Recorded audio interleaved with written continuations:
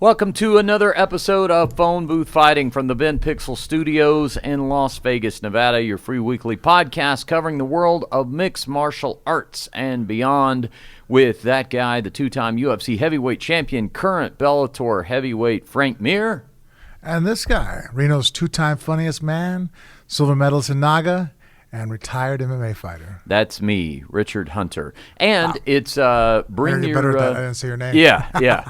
It's bring your son to work day for one of us, Frank. You got you're debuting, and I think he's maybe there's some walk-ons on the podcast. Yeah, before we always had it inside the cave at the house. Yes, but we are trying to appeal to the teen girl demo. Yeah, that's a good way to start. Sorely lacking on. So introduce us to our special guest here. You know, it's funny. For a while there, when I first really got into powerlifting after the UFC 100 fight, there was a term that was being thrown around like, "Oh, it's Mir 2.0" because I put on some size and stuff, and I always kind of laughed. I'm like, not really. This is the Mir 2.0. You know? Yeah. This is Kage. Yep. Kage with a K.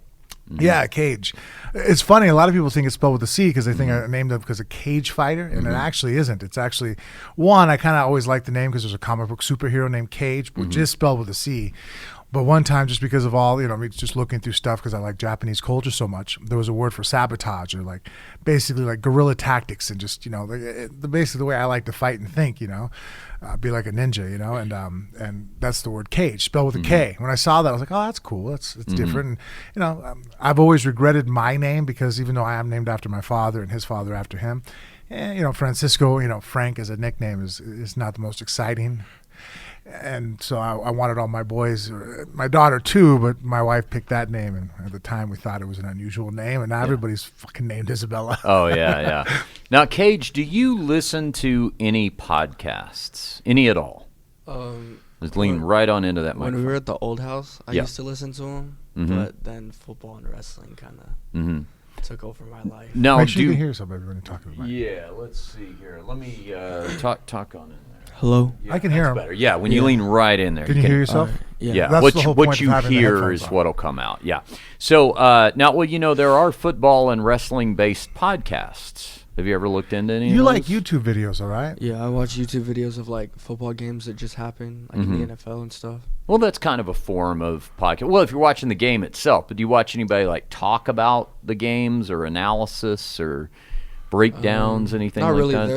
There's a TV show. It's called A Football Life, and they talk about certain individual players for a whole episode. I would watch that mainly, but no really podcasts about it. Okay, all right. Do your friends listen to any podcast? This is concerning me Well, about also our future. A little bit of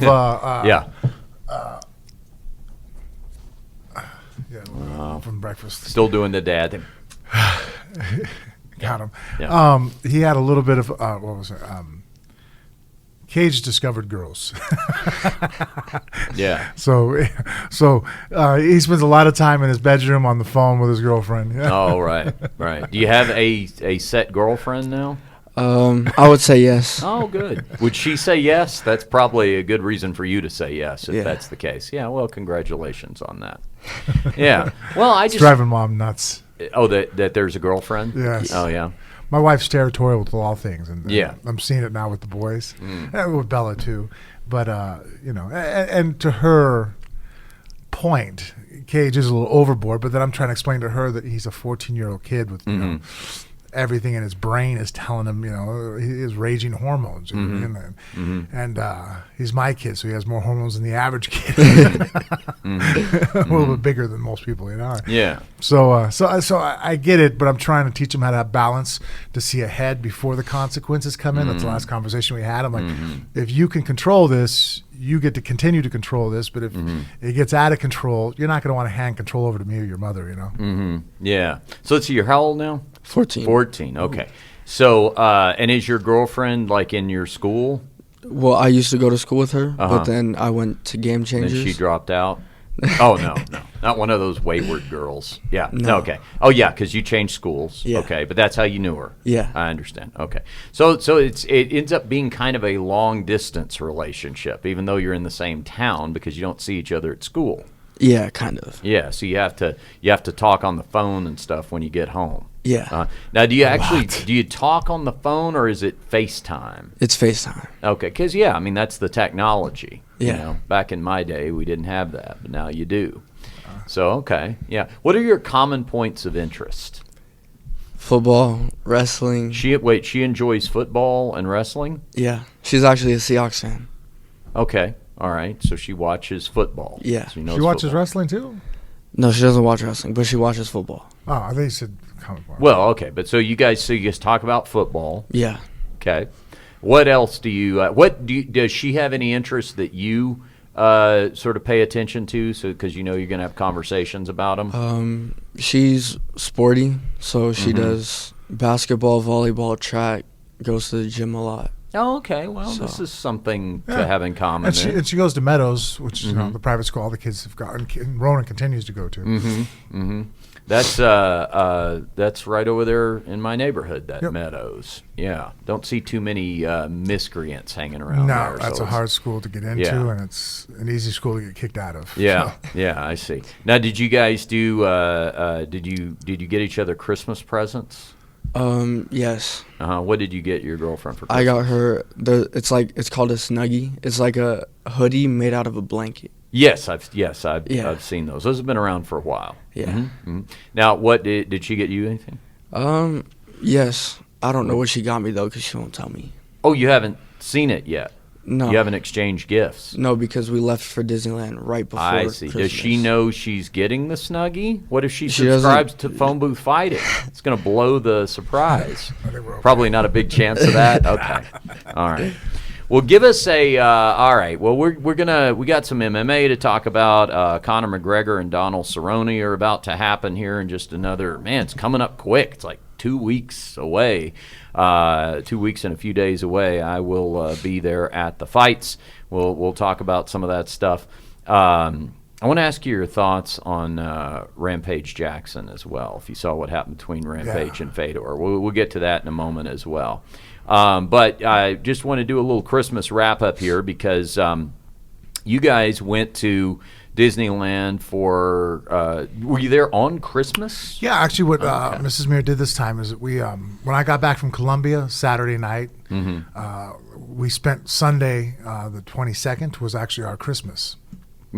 Here at home. Yeah, so we just exchanged gifts that morning and hung out and did the Christmas thing, and then Monday morning we took off and went to Disneyland, and then hung out there for New Year's and Christmas Day. Went in the park, did the tour and hung out, and I actually like doing it that way. That was a lot of fun. That sounds good. Now, we went last year on New Year's Eve, not realizing New Year's Eve is the craziest day of their year. Give you an idea how crazy it gets. Yeah. We actually didn't even stay at the Grand this time because we have to get 2 rooms, and the rooms were $1,200 a night. Oh my gosh! And we were going to be there for 3 nights, and so then my wife asked me, she's like, because she knows that's the place I like to stay. Yeah, each room. Yeah, each room, 3 nights. You do the math, right? So it's $7,500. And so. And then a lot more because all the stuff taxes that gets and stuff. Yeah, so we worked it out and actually said it's gonna be close to almost, a little under $8,000 when it's all said and done to stay there. And I was like, holy shit, that's a fucking cruise. You know what I mean? Almost. And, fuck. And so we're Hyatt World members, and so we just stayed down the street at the Hyatt. And even at that, like, there were still rooms available for us to have on Christmas, but then like New Year's Day, they were already sold out, and even pricier rooms. Yeah, I was blown away. I'm like, Jesus, people are staying. I mean, like, I'm looking around. I'm like, I do well. I do okay fiscally. Yeah. But I mean, just trying to, like, I started wondering. I'm like, okay, either you guys make significantly a lot more money than I do, or this is it for the year for you, or for the coming year. Like, you saved up for this moment, because you're not even talking about taking the tour, which is $400 an hour. You're sitting there going, okay, now I have to allot, several $1,000s towards just a room that I'm not even going to be in except for to sleep at night. That's the worst part about Disneyland rooms, is the amount of time that you're not in them. Yeah, I mean, if we go on a vacation, I go, look, like we're going to Turks and Caicos, I think, this summer for my birthday.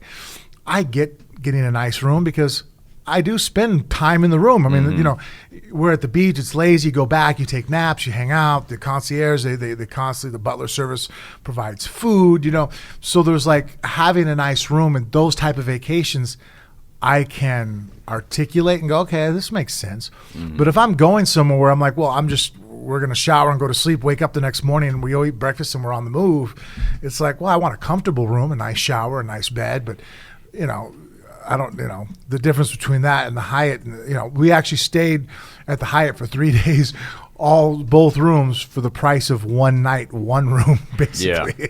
Yeah. And so, yeah, it was crazy. Was Christmas Day crazy there? Was there a lot of people? Yeah, actually it was a lot busier than Yeah. I expected. And then another thing that I didn't know that, and fuck, I think we're going to have to do it next year. You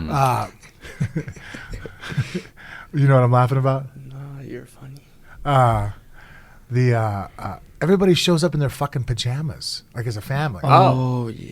Oh. And Mrs. Meir noticed that. She's like, oh, look, they're in the pajamas. And I didn't understand why. I'm like, why the fuck is everybody in their pajamas? You know what I mean? Like, oh, it's Christmas morning. You know, you stay in your pajamas, open presents. I'm all, it's fucking cold outside. You're walking around. Put on some fucking clothes. I had some thermal underwear Yeah, on. you know, under but that thing onesies or and like, I mean, they were something. still dressed with jackets, and Right. stuff, but, you know, whether it was pajama bottoms and the whole family matched, or I a couple onesies, you know, that were big and still with coats over them and whatnot.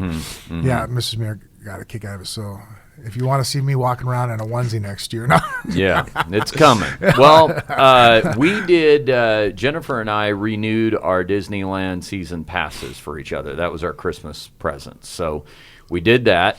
We got that done. And then we're going to go at the end of the end of January for her birthday. So we'll be there. And I just found out that the new Star Wars ride is going to be open by then. So we'll get to ride on. I saw a video of it, just kind of behind the scenes thing. It looked pretty cool. All right, good. Well, that's what we'll be doing to it. It is so true though about those rooms there, because it's like to me what you are paying for is that sense of relief of what you're going to feel and how tired you're going to be at the end of the night. So it's kind of like, Oh, it was very convenient. yeah, it's kind of like, is it at the end of the night at, you know, midnight or 12:30 or whatever time you're getting on that shuttle, ask yourself, would I pay an extra $200 if I could be in my bed 30 to 40 minutes earlier than I'm going to be, depending on how far away we're staying? Yeah, like, that's really what it comes down to. Well, and also, too, I mean, obviously all the kids are bigger now. Ronan being only 10 is the youngest, but for the last 10 years going to Disneyland, you know, the kids would get tired, we'd take naps, go back and forth. Yeah. You know, oh, so-and-so forgot their jacket. Oh, so-and-so, oh, we need more water bottles. You know, whatever the case may be, you didn't have to lug everything with you because it's like, oh, it's just a quick walk up to the room, you know. It's, especially staying at the Disney, you know, Grand California, you know. So that was also something that, but again, you know, paying, you know, a couple $100 for it, no big deal. You know, typically it's probably twice as much for us to stay there than it is to stay at the Hyatt. But when we were talking 5 times the amount, 6 times the amount, I'm like, all right, it's not worth it that much. We'll keep everything in the car. I'll valet. You know, that'll cost me maybe $100 or $200, you know, because it's like $35 for the first hour or whatever. And, you know, and so we went that route. Well, we also are going to have the new Marvel area opening. This Kinda bittersweet. coming year. Yeah, because it took away Bugs Land, and when you have small children, Oh yeah. Well, we have that's the grandkids now, so yeah. See, they need to grandfather in some things around there, like a historical preservation. well, they society have. I does. mean, like I said, like Peter Pan, or like, you know, it's a Small's World. but I'm saying it needs to stay that way. Like, Yeah. there's a few things in there that just don't ever need to be messed with. But that new Marvel is going to open, and by that time I will have all my Marvel movies watched. You don't know about this, Kage, but I've started watching all the Marvel movies, and your dad told me the order to watch them in so they would make the most sense. So I've got my little chronology laid out, and I've gone. What's your favorite Marvel movie? That's a tough one. It probably has to be either Infinity War or Endgame, because those had like the most hype to them. One of the Avengers movies. Yes. Yeah. I have gotten, here's the order. I Captain America, which I really enjoyed. and then Captain Marvel, which confused me, and then Iron Man 1 and 2. I've gotten through those. I like both of those, and now I'm starting on Thor. Now I had to skip the Hulk because that on the order is on there, but that's not on the app. I could rent it, I guess, but I didn't know. I wasn't aware of that. I looked it up, and there's licensing. It's something about they co-produced it with Universal Studios or something like that. So when it comes to the Hulk and when it comes to the Spider-Man movies, those are not on the Disney app yet for that reason. Yeah, but all the others. yeah, because Sony is Spider-Man, right? I don't really. It was something like that. It wasn't just like a pure, Marvel Studios thing. But so I did. So here's a couple of questions, and since we have Kage here, who in his own right seems to be quite knowledgeable about the Marvel universe, I'll ask a few of my random questions that I noticed. Okay, so far everything is about this blue glowing box. Seems like everybody's fighting over the blue glowing box, right? What's it called? The Tesseract, right? It's called the Tesseract. And no matter what decade we're in or world or any of that kind of stuff, it seems that the blue glowing box keeps turning up. Right. Is that the same thing that I just started Thor? I'm only like 15 minutes into it, but is that the same thing they're fighting over in that thing? Well, the Tesseract has one of the affinity crystals in it. Yeah. And so the reason why it keeps all of them, and then in Thor, there's a different affinity crystal too that's...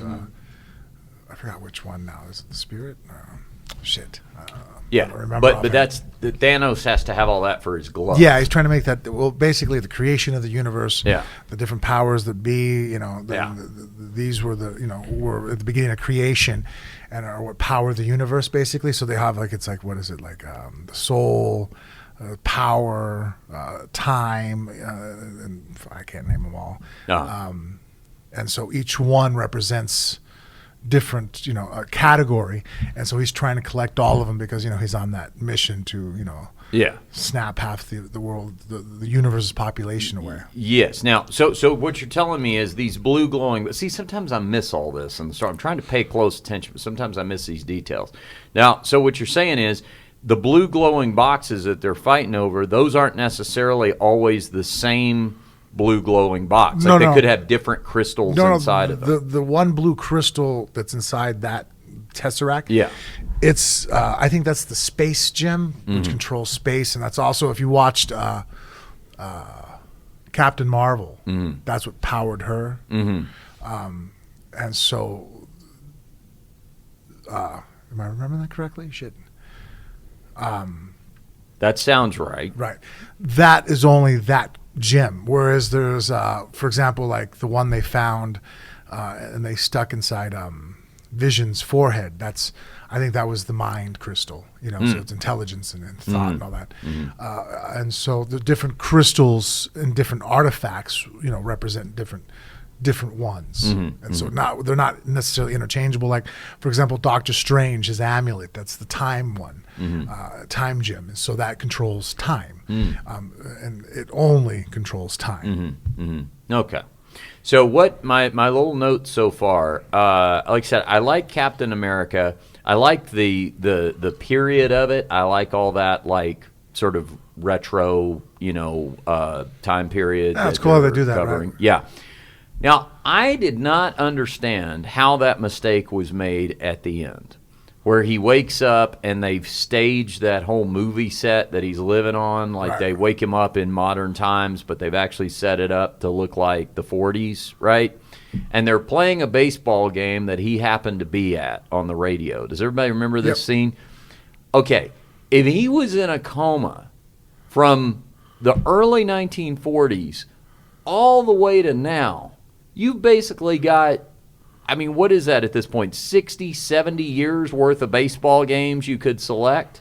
What idiot didn't have the thought that, we definitely shouldn't pick a game that was before he went into a coma? Yeah. Because he might put I think two they and two tried together. picking a game that was close to that time. Yeah. And the way I thought about it was like, that makes sense to make a mistake like that. How many times you watch a movie, hell, fucking Game of Thrones, the Starbucks cup. Yes. You're like, okay, that's sat for how many months in an editing room. And I've done, a couple small little movies where, and they have a person, and even on the small shit movies that I've done, where it's like, straight to DVD, they still have a person whose only job is continuity. Right. Looking at you like, okay, like I remember doing a scene like, wait a minute, is that the suit you were wearing the day before at that one scene? Yeah, because I know we're shooting it in this order, but technically your next scene, this would have happened before that. So if you don't wear the same suit that you wore at that scene, it's going to look funny. Oh, okay. Like, okay, how'd you do your hair? Yep. So I can see, and that's on a movie set where people are being paid, quite a lot of money. You're talking about some guy who's probably some, government employee, dialed it in, I bet he got fired. They didn't cover that in the film, but I'll bet he's not working there anymore. Somebody or he's up working like in Alaska or the Arctic.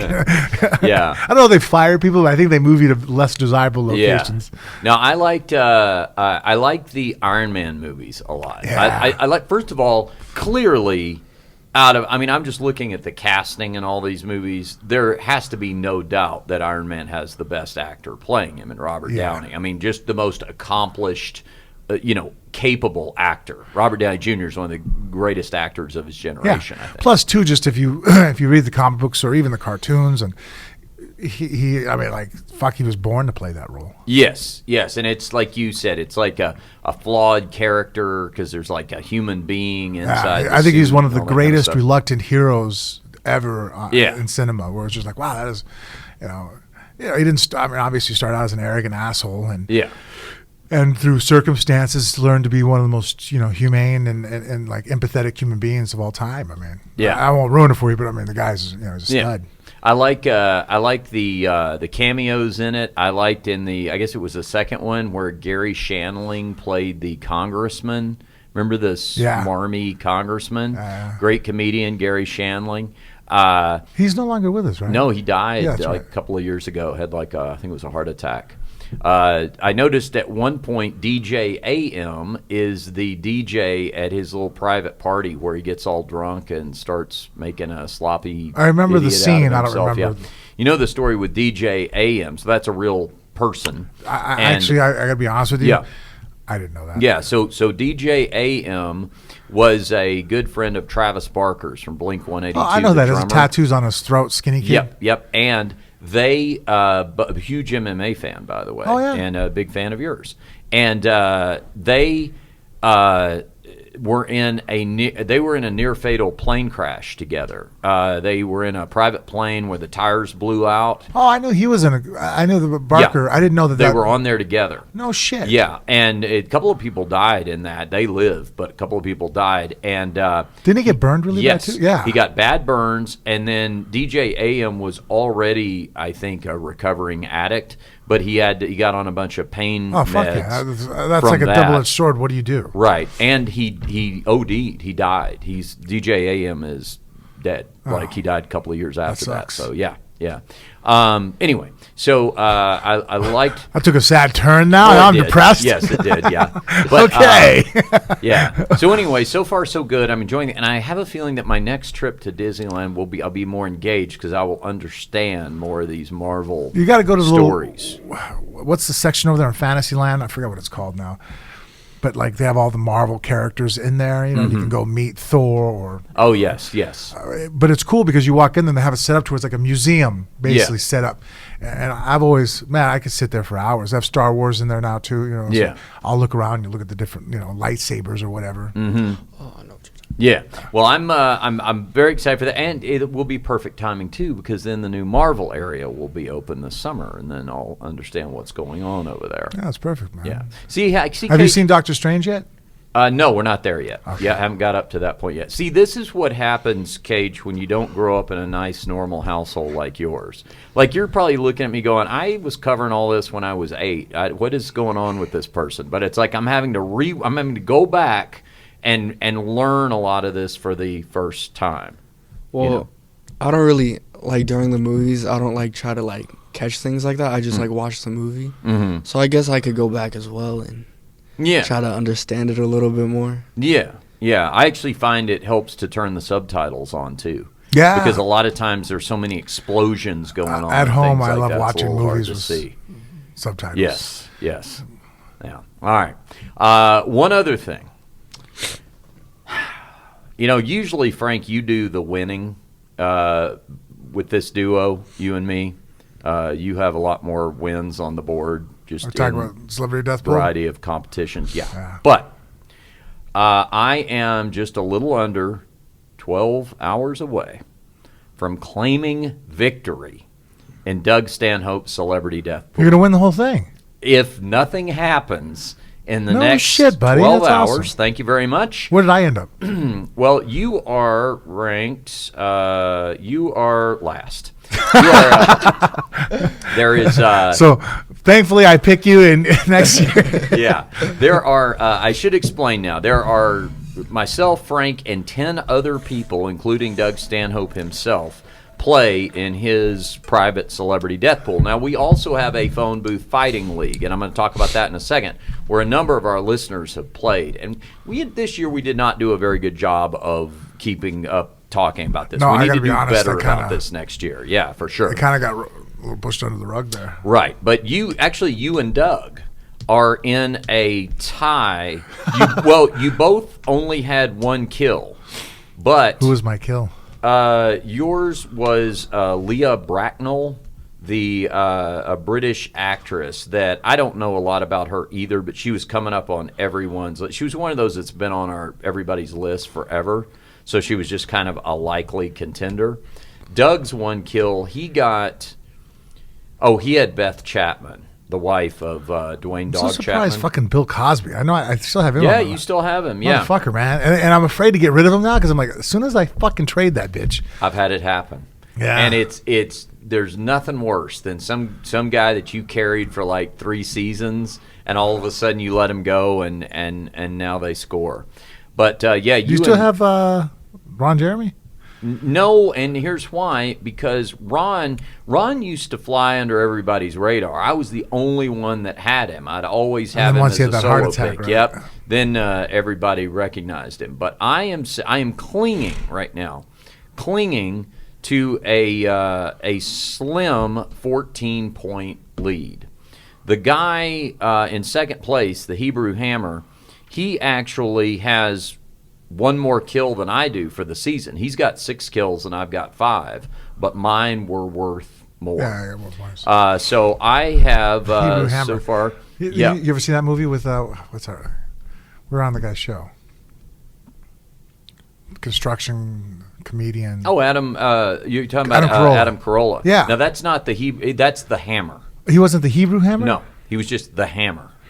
Yeah. Why did that sound like it should have been the Hebrew Hammer? Great movie though. Yeah, we missed something. So I have scored this season with. I also had Beth Chapman, wife of Dog the Bounty Hunter. I had Bushwick Bill, the rapper from the Ghetto Boys. You know, it's funny because sometimes I personalize. There's some, obvious thing. I don't know if everybody does it, but when you see somebody you can kind of relate to, not that I have a lot in common with Dog the Bounty Hunter, but the thing I always related with him is, he has a close relationship with his wife and his children. They all work together. Obviously, if anybody knows me for more than 5 minutes, realizes that I carry in common with him. So him losing his wife, man, that made me think. I'm like, holy fuck! Like, I actually brought up a conversation between me and Mrs. Muir, like, what would you do if I died, type thing. And I was like, fuck. Like, how long would you wait to find somebody? I'm like, fucking never. Like, I don't want to start over. We've been together for so long. Can you imagine, right answer. Well, true, Yeah. but even so, like, Yeah. I can't imagine starting over. And I'm not old. I mean, I'm 40, but I've been with my wife since I was 22 years old. You know what I mean? Like, fuck, man. I mean, how I put the toothbrush away in the morning is because of how she likes where it's put in toothpaste. And, like, just fuck, man. Just starting over with somebody else. And then, like, if you sit there and go, hey, you remember that time? It's like, oh, that wasn't you. You know what I mean? Like, half my life I've spent with somebody. That would be horrible. Yeah. I think it's why, you always hear these stories about, like, when old couples, like, one of them dies and then the next one dies a year and a half later. Like, sometimes it seems like it just accelerates. I mean, maybe they already had something a little bit wrong with them. But Mrs. Muir goes before I do, I can see that being the case. Yeah. But if I'm pretty sure that, I'm hoping to make it into my 60s. But Jennifer, both her fucking everybody in her family lives forever. Yeah. Like, her grandparents on her mother's side are both in their 90s. Her grandparents on her father's side, the father, grandfather, he was a very unhealthy individual, but he still lived well into his 70s. And the grandmother is 90, and she's still here. In fact, she's flying in on Monday. And not just like, oh, okay, well, you're 90 years old and you live at a home, but like 90 and live by themselves and garden and drive to the fucking supermarket and like still cook meals and like fully active 90-year-olds, it's like, holy shit. I just, I did a stand-up set last night, and I actually tried, I did something I don't usually do, which is, I'll try out new jokes on stage, but I just kind of wrote one in my head in the dressing room, kind of like it was that untested, and it was a concept I'd been thinking about for a while, but it actually worked really well. But the idea being that I'm at the age now where there are things that I can start mathematically eliminating as me being around for. I guess you could technically always I've actually have done started that. doing that. Yes, yeah. That's so funny. I've just recently, I'm having a hard time turning 40, dude. Yeah. I'm struggling with it bad. Well, just because of my mortality with my children, I just sit there and go, oh, wait a minute, I might not be there for this, or I might not be there for that. And the kids getting older, like I started doing the math, like Bella's 16. 2 or 3 more years, she might not be living at the house anymore, off to college. And, I'm like, holy fuck, you know what I mean? Like, what happened to you just sleeping in the bed with me? You know what I mean? Like, now you're not even going to be sleeping on the same roof. Like, I know. I've had some hard nights. We were talking about Disneyland earlier. Where it occurred to me? I think we were standing in line for the Haunted Mansion or something. Oh, yeah, that is where we were because they just had their 50th anniversary, It's so funny. With the gingerbread house had a 50 on it. Yeah, and I was doing the math. I was like, oh, well, because that was the year before I was born, basically, when it opened. So I was telling Jennifer, and a lot of the Disneyland, like the sweatshirts and so they'll say like, established 1955. And I went, oh, wow, that's awesome. We're going to have to come for their 100th anniversary in 2055. I was like, man, we're going to have a great time. And as I'm doing all that, all of a sudden I was like, oh man, that's going to be tight. Like, it's possible. You know what I'm saying? Like, if anybody pull it off, you would. It's possible. You're pretty healthy. Yeah, I got to get to 85, but it's like there's no guarantees, and then there's no guarantee, the punchline of my joke that worked last night, I was like, well, at that point, you can just put me on my scooter and tell me it's Disneyland, and I'll probably think I'm there. But, yeah, you start doing that. And I was thinking about it the other day, like, as I'm sitting here thinking about who I'm going to vote for president, I was like, I wonder how many more presidential elections I'm going to vote in. And then all of a sudden I'm like, 8, maybe 9. The part that scares me, which obviously you deal with this now too, is how much faster time seems like it's going to me now. It's like, fuck, when I'm 50, is it going to be blinking by? Because I remember before, probably during like Clinton's administration and then definitely Bush's, felt like it lasted forever. And now we're already talking about the election coming up again, in 2020. I'm like, holy shit, like it was a blink of an eye, Trump's fucking administration. I mean, like, well, all right, like already? Yeah. I'm like, wow, that's going by fast. Yes. Do they, Kage, before I get to back to the all-important death pool talk, in your school, so let's see, you're 4, are you in 9th grade? 8th grade. Okay, 8th. Because you were held back a couple of years, right? No, I'm kidding. No, but actually I want to. Oh, yeah. That's actually a point of contingency between me and his mom. Oh, yeah. Yeah. I want him to start high school. Yeah. But not because of lackluster academics. No, just because of everything I've ever researched. The older you are as an athlete at that age group, the more beneficial it is. Yeah. What I was going to ask you is, now we are in a presidential election year. Are you aware of this, that next year we're voting on a president? Yes. Okay, good.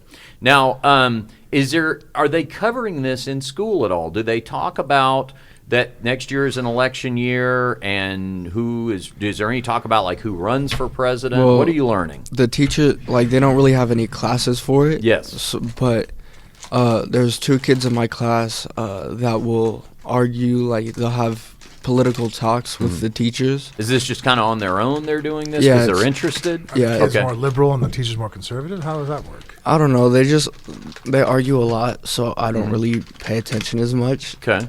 But But they're interested. Yeah. But as far as what's being taught, like, does it get discussed in, you do history? Do you do a history class? yeah, I do a history class, so we go over politics and history like in the past, but in history we don't really go over like politics, like who we're gonna vote for. Well, I can't vote, but who's the best to vote for next year and like all that stuff. Yeah, I mean, I don't even mean like people's personal opinions, but just Yeah. the idea of like, there is an election, these people are running, here's how it works. Like, do they discuss with you, for example, like the primary process? Have they talked about the fact that they go state by state to figure out who is going to be the Democratic nominee, for example? Is there talk about that? I feel like last year at Meadows we talked about it, but this year at Game Changers, no, not a lot. Yeah, it's Not really. concerning. Because the thing is, I mean, Meadows they teach a lot of politics there, don't they? Yeah. Yeah. I mean, just in terms of the way it works, just the structure of it, how it works. Because the thing is, you will, let's see. Are you aware of the Electoral College? Yeah, right. Like, that's an important thing to cover. How old are you? Okay, so when is your birthday? October 10th. Okay, it's 14. You might be able to vote. Yeah, you will. You will vote, not this next presidential election, but you'll be able to vote for the one after that. 2024? Yeah. Yeah, because See, yeah. votes in November. He can run. Because how far before do you have to register? I think it's maybe only a month or two. Sometimes I think it depends on the state. But the thing is, but that's a whole nother year away. So he'll actually be 19. Oh, okay, yeah, he'll I register. believe. Yeah, he won't just cut in. Yeah. Okay. But see, this is what I'm getting at is like those. It's not like we're saying, hey, kids, and 10 But I mean, years from now you'll isn't be voting. that probably our lowest? I mean, It is, but that's what I'm saying. Yeah. Like, that's why there should be this focus on it, because it's like they're already talking about, I'm sure, teaching you how to drive, and people are talking about driver's licenses and permits and driver's education. Like, that stuff comes up, and for good reason, because within a few years you'll be driving, but also within a few years you're going to be able to vote. Like, they need to. I think there's a step it few up things there. in school that they don't teach, such as like taxes and stuff. I Yeah, think they sure. should make a good point about that. I agree. Like, you can take a special class. Like, I take financial literacy, which is Yeah, they about actually provide taxes that and now. stuff. blows my mind. I wish I would have Yes. fucking had something like But that. like, it's not like a core class. But I think that's one of, I think like taxes and like mortgages and all that stuff is probably more important than some of the core classes that we're learning. Yes, I agree. I agree with that. All right. Yeah, I mean, learning algebra 2, but not knowing how to do your taxes never made fucking Yeah. sense to me. Yep. And then you're right, politically, like we do U.S. history or in government, but I guess, you know what? I think both sides are just afraid that one side's going to take advantage of it. Well, yeah, but I mean, it's like there's so much taking out anybody's personal opinion, just in terms of, like you said, like the Electoral College. How do we get this person? Everybody needs to know that. We have a president. Do you know who the president is? Okay, how did they get there? And I think Kage understands, like, we're not like a real democracy, right? Yeah. What are we? What is what are Yeah, we? what Or are we? What is America? Are you talking about America or us? U.S. not U.S. U.S. We're not a democracy. Hold on, I learned this before. We'll see how much my $28,000 a year Yeah. paid off.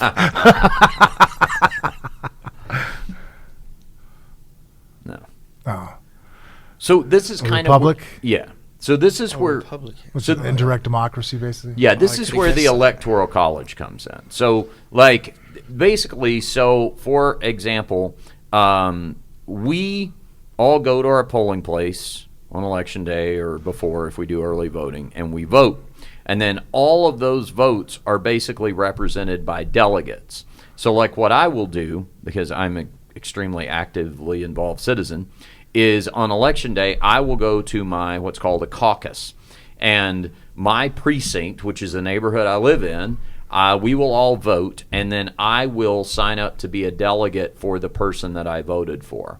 So, depending on who wins my precinct, delegates will be assigned, representatives, if you will be assigned to each of those candidates, and then we will go to the people selected to be delegates will then go to a county convention and then to a state convention from there, and they're the people who cast the actual votes, but they're representative of all of those votes. So if all of my people, however many thousand of them or whatever, voted for Joe Biden or Bernie Sanders or whoever it is, then I am there to represent with my one vote a certain number. Isn't this see what I'm saying? It's riveting, right? Go ahead. I remember sending about the Democracy and Republican. I remember showing you the when they were impeaching Trump about it showed like America and all the votes and how almost all of America was Republican. I remember now. What's that? Well, nah. You showed me a map? I don't remember now. Is this the one that Trump keeps tweeting where the whole country's red? Yeah. That one? Yeah. Well, the problem with those is it's fuzzy math but this gets into actually the issues with the Electoral College, because you've got areas of the country that can actually be a minority representation, but if they're strategically placed in just the right places, they can actually sway. And then you start. It's an really outcome. confusing. Like then we get to the topic of gerrymandering. So exactly. And that's just fucking like I've seen graphs where they put like just by reshifting voting areas and precincts, how you can basically dictate turning this area blue or red. You know, like, it's just Yeah, it would be like here's a good analogy. So let's imagine that like everybody in your house was split on a family vacation you wanted to take, right? So there's 5 of you. So like you, mom, and dad all want to go to the same place, and you know Bella and Ronan, they want to go some other place. So you draw a map of the house where the vote's going to be taken, and the map just somehow kind of clips out Ronan and Bella's room, like just excludes them right on the boundary so that you manipulate the outcome of your election. Well, let me ask you this about impeachment then, because these are historical times you're living through right now. Do you know how many presidents of the United States have ever been impeached? Donald Trump would be the 3rd one, right? Yes. Anybody else? Can you think of the other ones?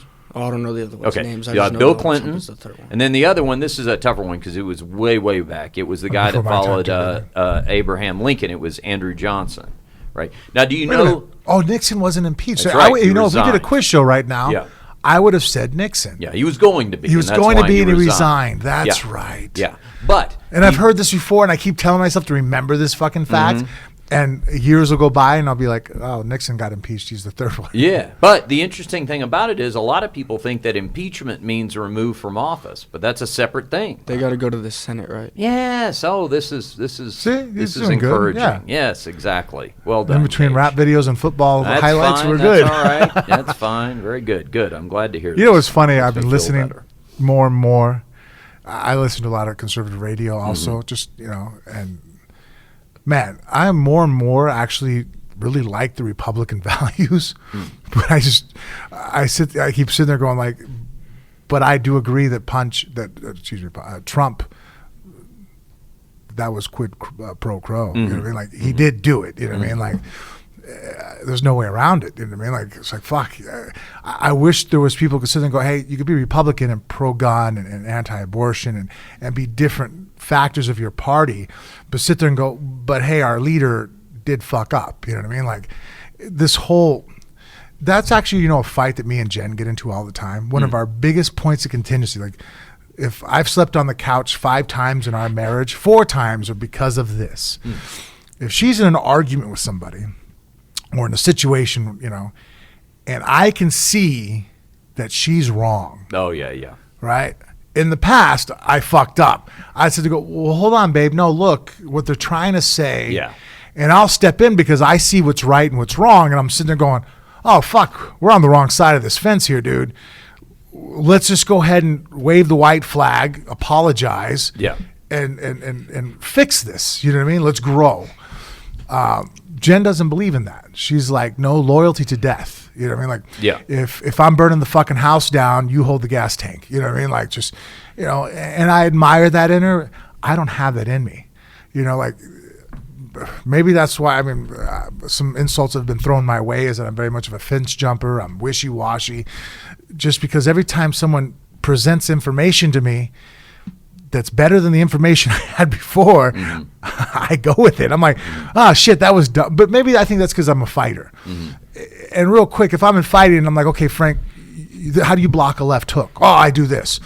And then I go spar somebody and I get nailed with 15 fucking left hooks. And you're like, well, what about this way?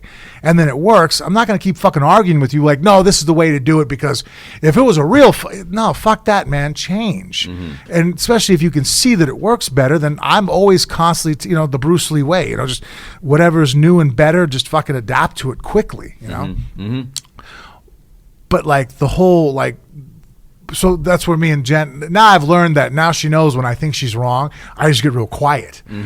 We've at least came to the compromise that like, okay, I can't back you up when you're fucked up, but I won't, you know, I won't jump the fence. I'll at least sit here and burn with you, but I just can't keep lighting the house on fire. Sure. I'll sit cross-legged in the corner and go, well, this was fucking stupid.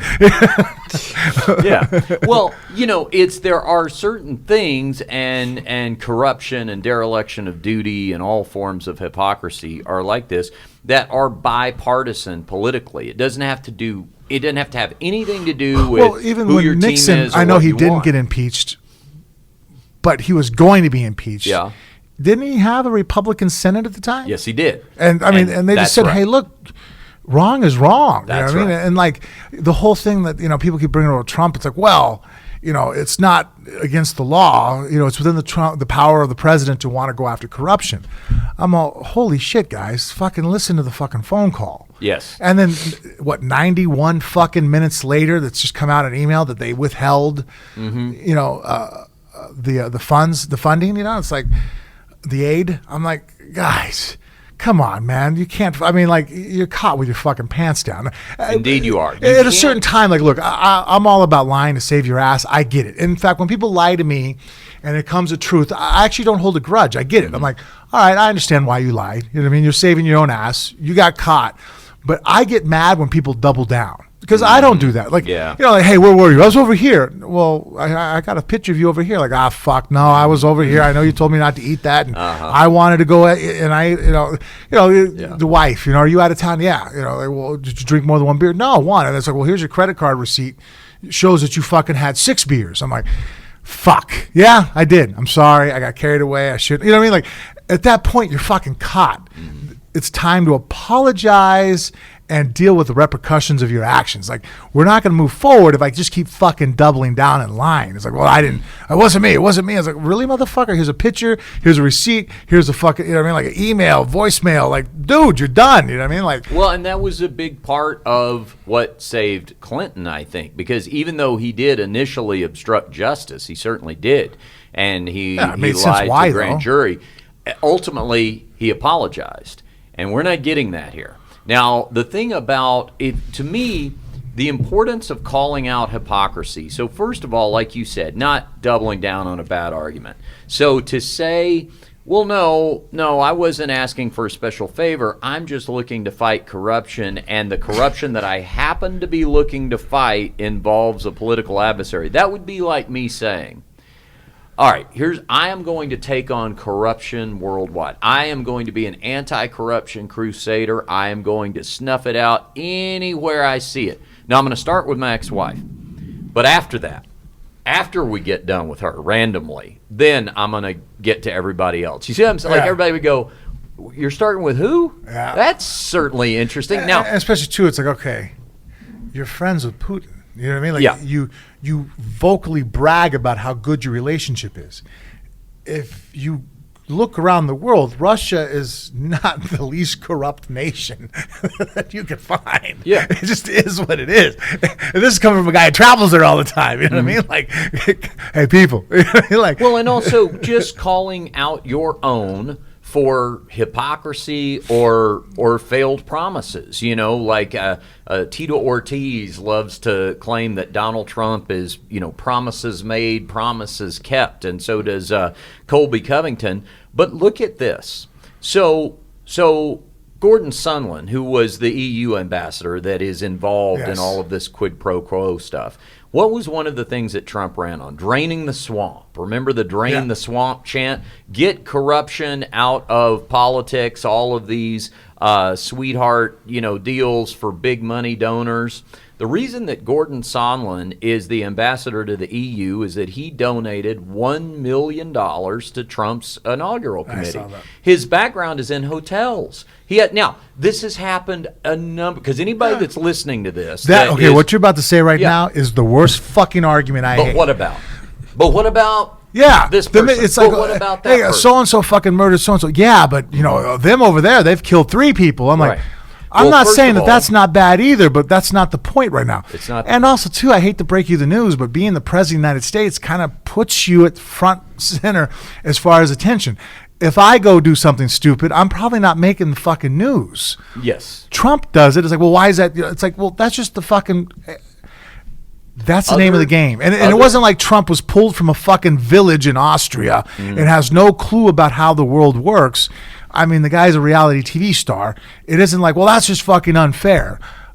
Dude, there's nobody who's gotten to that level to run for the presidency that doesn't understand that your rest of your life, you're under a fucking microscope and you're held under a different barometer. You are. Other people have engaged in this type of pay-to-play corruption before, but number one, we're not talking about them right now. They just also deregulated, not just, but now corporations can fund unlimited amounts towards campaign, right? And it doesn't have to be disclosed. That's Citizens United. That's the Supreme Court ruling that changed all that for the worst. And that's awful. My point about the pay for play is, even though other people have done it, we're talking about right now and what's in front of us, but more importantly, we're talking about somebody who campaigned against that. So when you're talking about draining the swamp, what you really did is found yourself $1 million alligator. Like, call that what it is. And if that were me, watch, raising my right hand, swearing right now on Phone Booth Fighting Podcast, if the next person who gets elected president is not Donald Trump, if it's someone I voted for, and if they make a promise like that and then turn out to be that big of a hypocrite, I will call them out for it. I mean, that's just something you have to do. And to me, I've used this analogy before, but it's like, if I'm the one that brings you to the party and you act like the idiot, I feel more responsible for that than anyone else, because I vouched for you. I supported you. Who do you like right now? On the Democratic side, obviously. Well, for the longest time, I mean, I am a way back Bernie Sanders supporter. But I will tell you, I think Elizabeth Warren does a better job of explaining the Bernie Sanders position maybe at this point than Bernie does. And the reason she does that is because she is a teacher. She's a professor, and she's very good at explaining and articulating that. I like that. Now, on the more moderate side of things, he is very light on experience for me, but I am really impressed with Pete Buttigieg. I mean, he could be a very strong moderate candidate. Now, the safe bet, a lot of people would say, is Joe Biden. And there's nothing wrong with Joe Biden in terms of experience, in terms of readiness for the job, or any of that. But he said some stupid shit about guns. I think that's going to get him fucking killed. Joe Biden? Yeah, just like what? For example, the Texas shooting that just happened recently. When that law just got passed back in September, Joe Biden thought it was silly to have parishioners, churchgoers be able to be armed, and we just saw just recently here in the last week that there was going to be a mass shooting. 2 people were injured. Guy comes into the church, and a 70-year-old guy who's packing a firearm fucking shoots him in the head. Yeah. Stops what could have been a 15, 20, 30-person massacre. It did. Now, I saw that. Did you see the video Yeah. of it? Yeah, so I saw the video. And yes, you're right. I mean, this turned out, and if this was a scenario of, because it wasn't the person who shot him off, like either like retired deputy, yeah. that's what it was. 71-year-old retired. Right. Well, that's fine, and that's somebody who has business having a firearm. But as you and I have talked about many times, I'll tell you the first thought that came to my mind. Now, I knew what the outcome was going to be. I knew that the whole thing lasted 6 seconds and they shot the guy. So it wasn't like there was suspense on my part as I was watching the video. But when I saw however many it was, 3, 4, maybe 5 people stand up in different areas and pull their guns out, and they have their guns drawn, that was scary. Because in that sense, no one else fired, and maybe everybody... But they showed still good... But there's an example, like right there. Yes. You had several people armed, and once the shot was taken, the guy was incapacitated. It just shows you that most people in the gun culture are trained. Well, but wait a second. Yes, in that culture, but they're not the only ones who are offered the ability to buy a gun. So here's my point. Literally luck of the draw. It worked out. But what I'm saying is, and we've talked about this before, where there is no training required for owning a firearm. You know, do you think that accelerated gun sales in white settlement? I'm sure it did. You know, I mean, it's and maybe to some degree, understandably so. But I also guarantee you, there's some people who bought some guns that don't have the slightest intention of learning how to use them. But that argument can be said about anything we do. It does. You know, if you sit there and go, well, we should get rid of welfare. People that are against welfare can sit there and go, well, look at that 25-year-old able-bodied man who's just sitting on the fucking couch collecting a paycheck. And then on the flip side, I can point at, well, look at that fucking woman who fucking, her husband died. She has 8 fucking kids and she's fucking working 2 jobs. She needs help. You know what I mean? Like, it goes both ways. But man, I think I was getting kind of soft on guns there for a little while. Like, well, maybe high capacity magazines, this and that.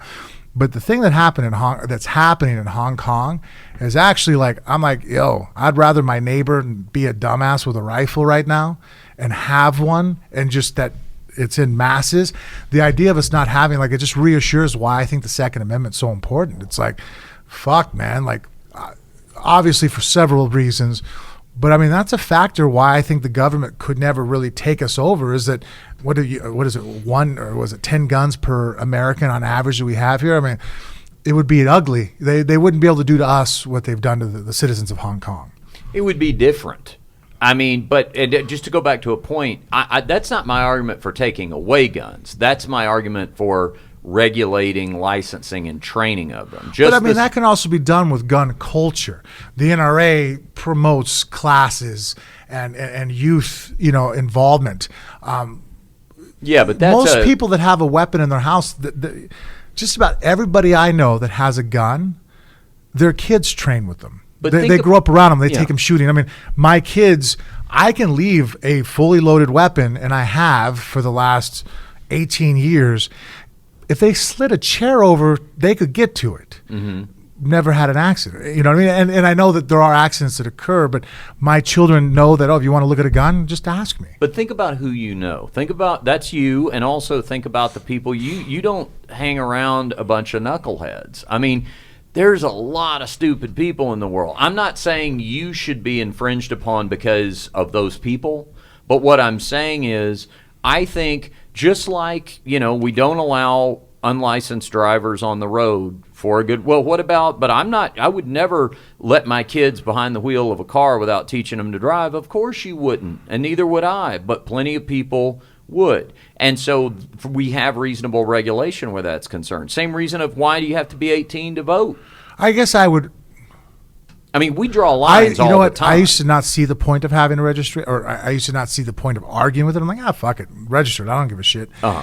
But now I realize, as I've gotten older and seen around the rest of the world, what the Second Amendment was not so I can protect myself from burglars. Mm-hmm. When people sit there and go, oh, well, what do you need for protection in your house? I'm all, the forefathers, that's not what they were fucking worried about. Mm-hmm. They were worried about the government coming and knocking on my door and going, okay, we're going to put 2 soldiers in here. Your fucking wife's going to cook for us. And me going, fuck, there's nothing I can do. Right. I got a fucking slingshot. You know what I mean? Like, yes, but the other. So that's the point. That's the fearful part of why now there has to. like there has to be a different thought process because information is king in war. I don't really want the government to know what I fucking have. I don't want them to know what my neighbor has either. I want them to have a lack of information on me because we're not on the same team. I'm on team citizen and they're on team government. Yes, but the other aspect of that equation is that you're right. Founding fathers were looking out for that, but that was also at a time where if the government was going to take over its citizens, it was going to happen door to door. Not that that couldn't still happen in a certain sense, but that will be well after the power's been cut off, the internet's been disabled. There's so many things now that happen with the keystroke on a computer. True. That I don't think gets factored in. So here's But they either have to completely fucking stop. Look, if they wanted to drop a fucking bomb and clear Vegas, do they have bombs? Fuck yeah. No amount of ammo I have is going to defeat that. But I can't be enslaved. They're not going to put me in a fucking camp. They're not going to fucking take my children from me.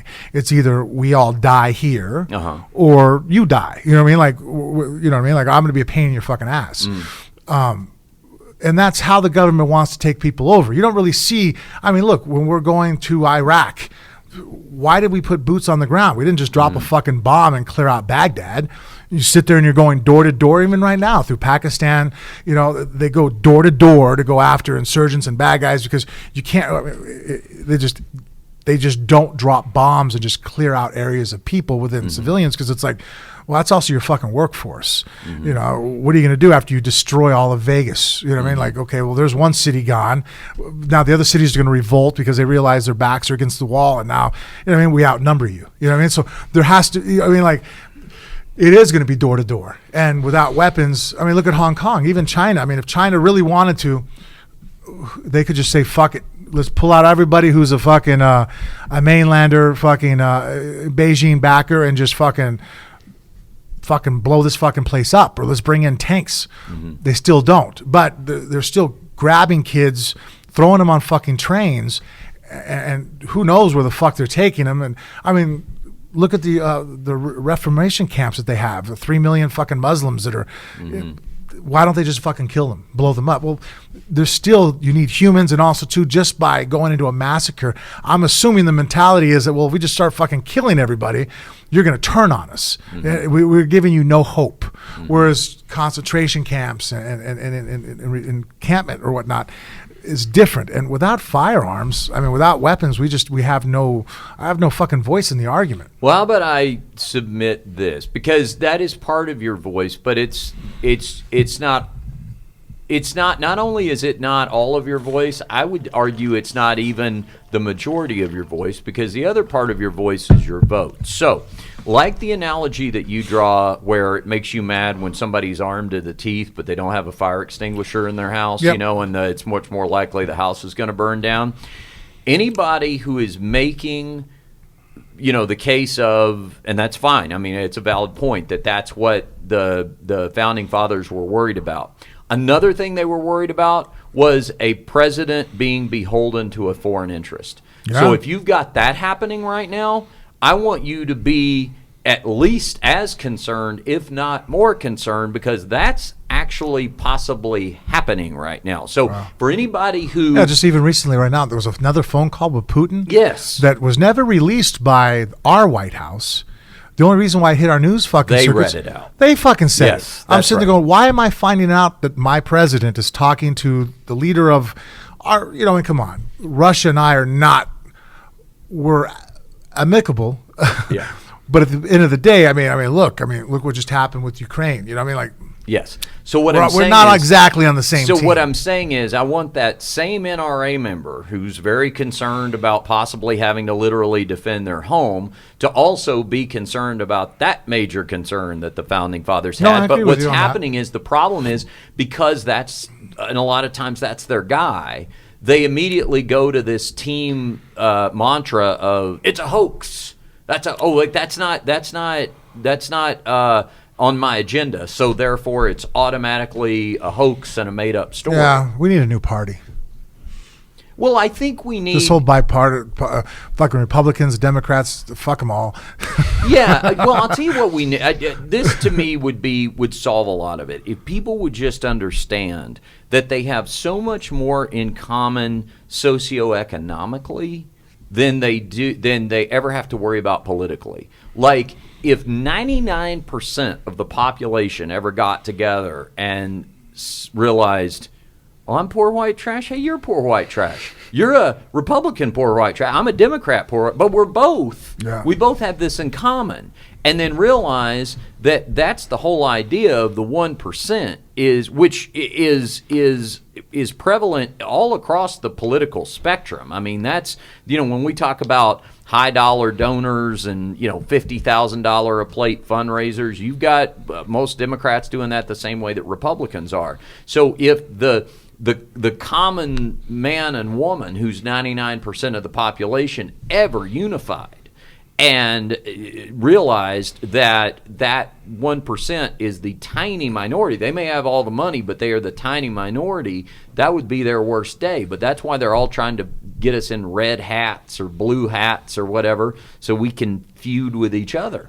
I agree with that. I think that a lot of times I think this whole Republican versus, left versus right is keep us fighting with each other to realize that we're all getting fucked over. I mean, you were asking me who I like for president. That is one thing I like about Elizabeth Warren is not doing high dollar fundraisers. Now, the problem is the cynic in me, the one who's so, jaded to the process is going, I love that as principle. That's going to be a huge problem with fundraising if she's going to get elected. Like, how terrible is it that I'm actually having to take that into consideration? Stuff by Andrew Yang? Yes, very interesting. Yeah. Now, the thing for example, the one thing I really do think needs to be fixed is our healthcare, situation in the U.S. And, Bernie Sanders and Elizabeth Warren talking about, single payer and going that direction. He actually brings up a pretty valid point where it's like, look, dude, that's not going to happen overnight. Like, like Bernie says, oh, if I was elected, January 1st or whenever, he gets in power, boom, it's done. We convert this over. I'm like, does it really work that fast? I don't know. Like, what are the problems with that come? Like, I mean, just like in fighting, it's like, well, we'll just do this. I'm like, okay, that sounds good on paper, but it's not going to work in reality.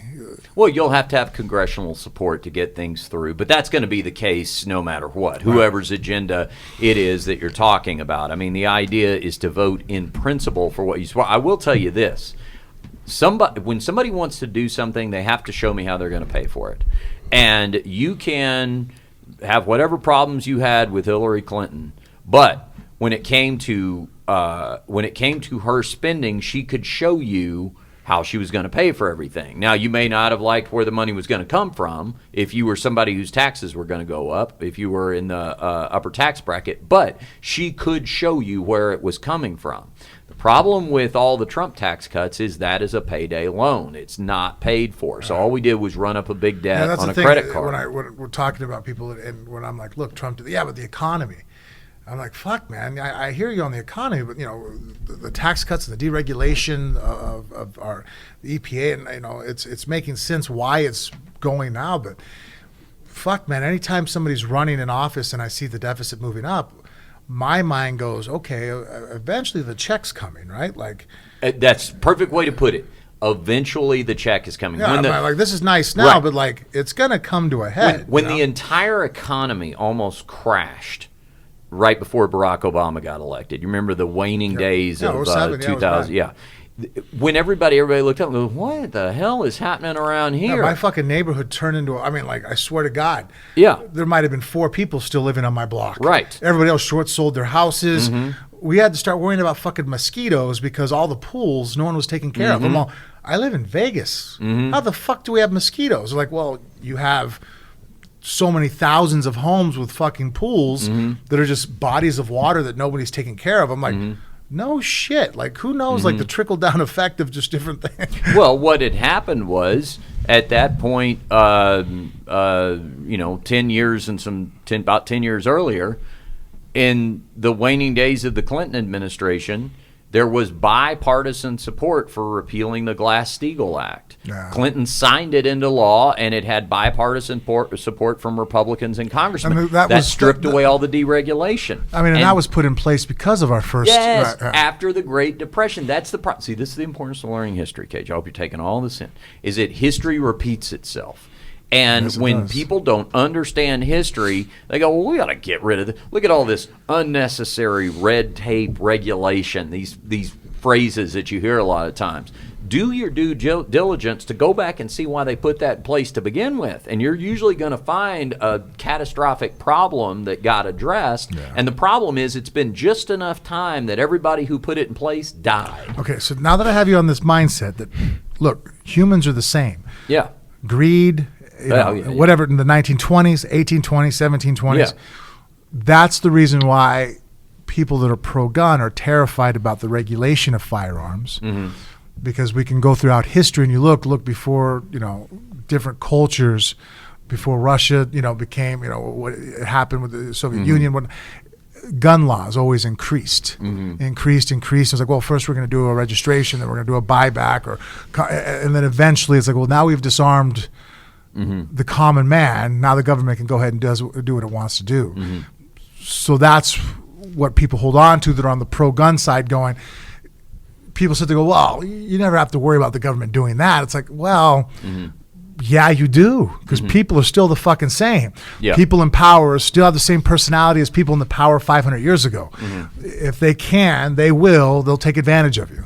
That is true. But the fix for that is to participate in the process, because people. But what backs up the process is,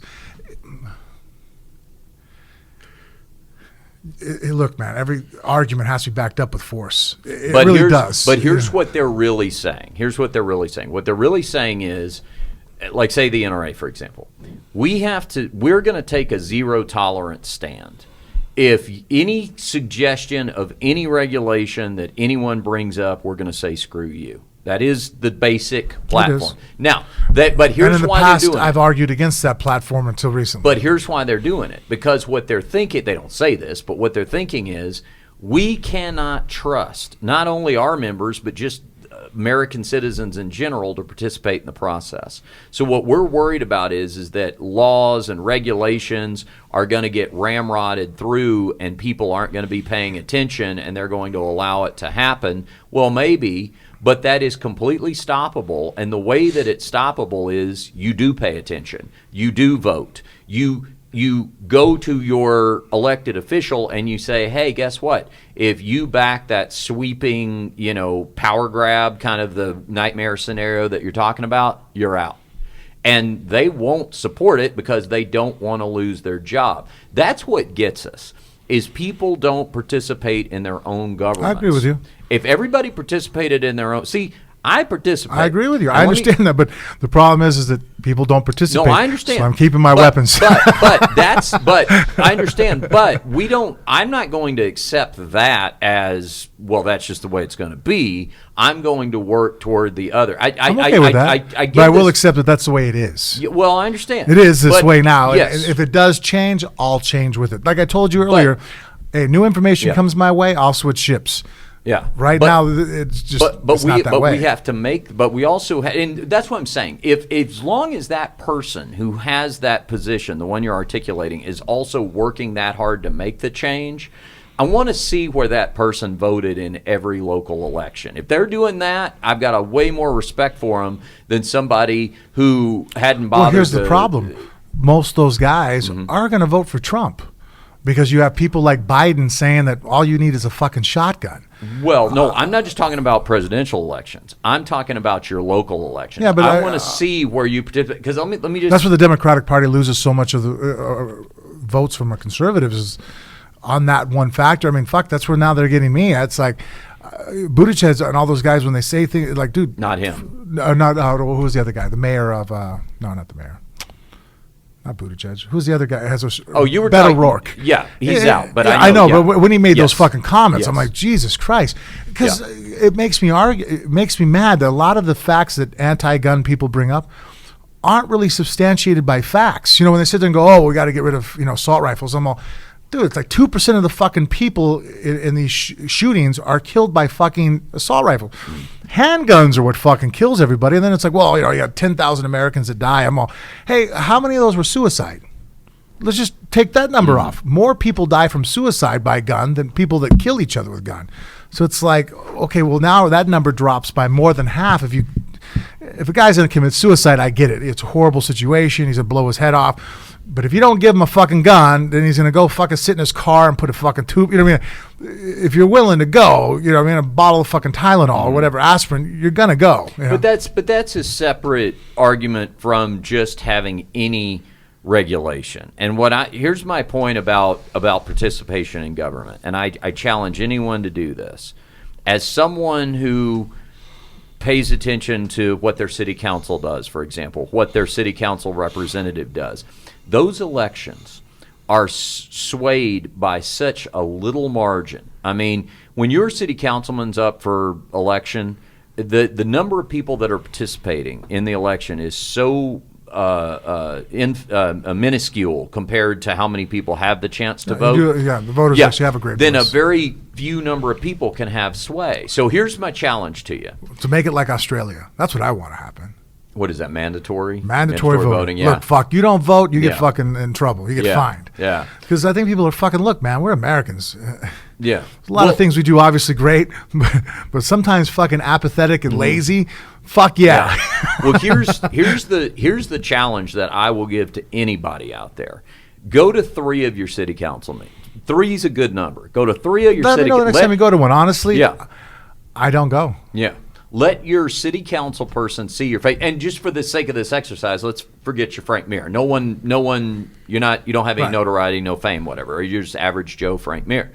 If you go to 3 of your city council meetings and that city council person realizes that 1, you've been there at 3 meetings, and 2, you live in their district, guess what starts happening?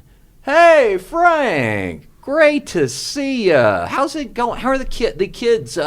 Kage, right? Kage. That should be my New Year's resolution. You see what I'm saying? Because I've actually probably have the mindset that I think a lot of Americans have, is that I'm kind of fed up with the whole political system. Every time, I mean, fuck, I told you that about 3 weeks before my fight. Princey was like, dude, what's wrong with you? I'm like, I don't know. He goes, I'm usually a cheerful guy. I'm laughing in practice. I mean, I've had people blast me in the nose. I'm bleeding. I'm still laughing and making jokes in practice. Like, fuck, I get all this taken care of before I get my next plastic surgery. You know what I mean? Like, I'm a happy guy at practice. I was fucking miserable. And it was because of me listening to the fucking news on the way to the fucking gym and just pissed off at the fucking world. And I was like, fuck, man, this shit just, so I think that a lot of people, we shell up and just like, fuck the system, fuck this. It's just, instead of trying to be, which I agree with you, it'd be better to be proactive. But I think sometimes when you realize it's like, well, fuck, does my voice even matter? I'm just going to step back and look, I'm just going to arm up and protect myself. If the shit goes fucking south, I got me and my kids taken care of. Oh, it matters, and especially on local levels, because my point to people in that exercise is that those council people, and even up to like state representatives, things like that, they realize that so few votes swing an election. When they start seeing you turn up at those things, what clicks in their head is this person is either going to be an asset or a real problem, and I better be acting like they're my boss. That's what you see. All of a sudden, you're gonna be like, this guy acts like he works for me when he sees me. Well, he does. And he's treating you like his employer because he realizes you're reviewing him. That's what all that's about. Oh man, this guy's paying attention to what I'm doing. He may fire me if I don't get a good review. That's what I'll do. That'll be my New Year's resolution. I'm going to be more politically involved. Let's do this very quickly. And not just fucking bitching and moaning like I normally do. All right, now see that. Now see, this was a great use of your time today, kid. Do you feel a little inspired? Seeing this kind of conversation, yes. Yeah, we got it so quick. I guess we could talk next week if we wanted to get on. Let's do this. Let's talk about that next week. But I do want to ask you, we'll close on this. I do want to ask you your thoughts on Rampage. Now, Rampage got knocked out by Fedor. No shame in that. One of the greatest ever, of course. But Rampage came in at 265 pounds. That is a light heavyweight fighter for most of his career. I know he's been fighting some heavyweight, and he doesn't always come in great shape. But this was... And he said he lost 20 pounds, didn't he? Yeah. I mean, well, if he was 265, that meant he was probably a few pounds over No, I before think he got I on read, the scale, yeah? Didn't he say? I think Jen told me that he I mean, actually said he lost 20 pounds to get to the 265. He looked enormous. And he looked so big that he just looked like he just couldn't get anything off. You know, he just couldn't. It was like, I saw people online going, you know, oh, that was fixed. You know, it was a dive. No, it absolutely was not a dive. But it was going in there going, hey, you know, one of the downsides of my job is a couple times a year, if I'm not prepared, somebody may hit me real hard and I'm out. You know, I have to take a real hard shot and get my brain scramble for a minute. It was just like, I think with Rampage in particular, why I get on him about this is like, I've seen so many times throughout his career, almost everything post-Pride, I just remember the constant talk is always, what kind of shape is he going to be in? Did he work on his conditioning? Did he train? And he would swear that he did, and then he didn't. I mean, it's like, what do you... I mean, easier for me to say than to do. I mean, you've been in the spot that he's in, but, I mean, at some point, is it just like... I've got to think that, you know, you've had better conditioning for fights than others, but I have to think that if you were sitting there only a few weeks out of the fight and you're 310 pounds, I just use a relative example for like somebody your size, would you be thinking you should get in there and fight at that weight? You see what I mean? Like, well, I mean, there's a panic of, well, I have to go to work. Yeah. And I already fucked up, but maybe I can make it work. Yeah. But, I mean, I got my kids and stuff. I mean, and there's times I've showed up less than in shape, but mine always can point to injuries. I'm like, fuck, man, this was hurt, this was injured. Yeah. And maybe the injury wasn't 100% involved, but just the psychological, the factors that come with an injury. It's like, okay, I know your knee's blown out, but you can do something else. You know, it's like, fuck, I don't feel like doing anything else. I'm depressed about my knee. Kind of mentality does occur. So I'd be curious to see what if Rampage had anything, but as far as just sitting on the couch not giving a fuck, well, like I'm just going to go and collect a bag of money, I've never got to that point yet, and I don't think I ever will, just because, you know, you have your children, or, you know, and he has kids too, so you have somebody looking at you. I mean, that's enough to motivate me to still try to, you know, go out there and be the best version of myself that I can accomplish, even as you get older.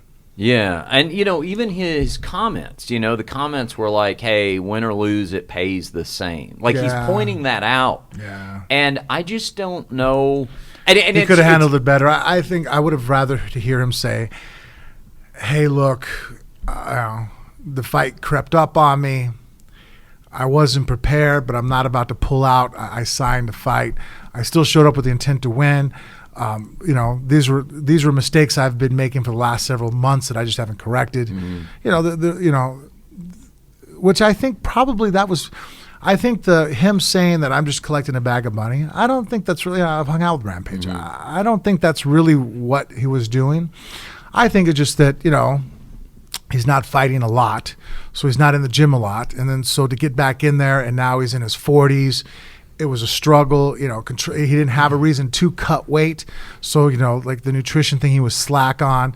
By the time he realized he fucked up, that train was already fucking, you know, is already set. You know, it's like you're already late and the train took off. Like, what do you do now? Well, I got to make do. I got to figure something out, you know, like, and so I know some people said, they go, well, you just pull out. I'm like, well, so I'm not, I mean, as a fighter, you really can't. Mm-hmm. One, you're going to make that phone call? I'm pulling out because I'm not prepared.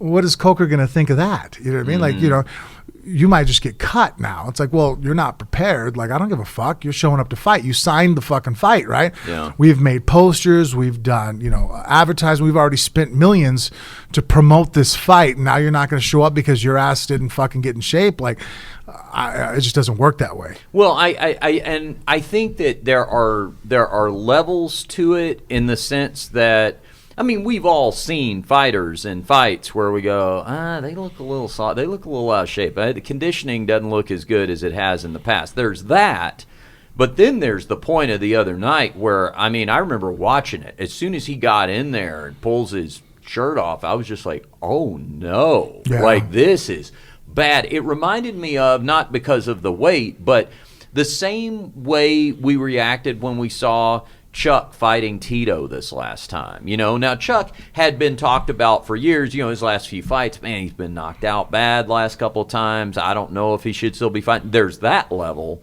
But then when he got in there in a fight he probably shouldn't have even been sanctioned to have, there was the level of, oh, this is not okay. Like, you see what I'm saying, when it gets to that level.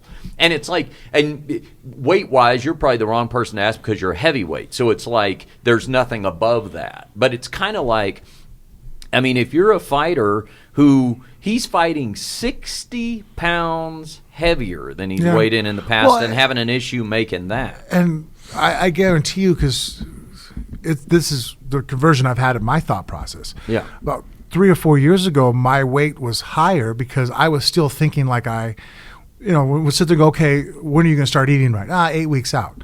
Yeah, because that's what I did when I was in my 20s. Yes. You know what I mean? Like, all of a sudden now it's like, well, no, asshole, you're 35. And now, that's what, like, right now, my weight right now, I'm within 5 pounds of making, I'm walking around at 270 right now.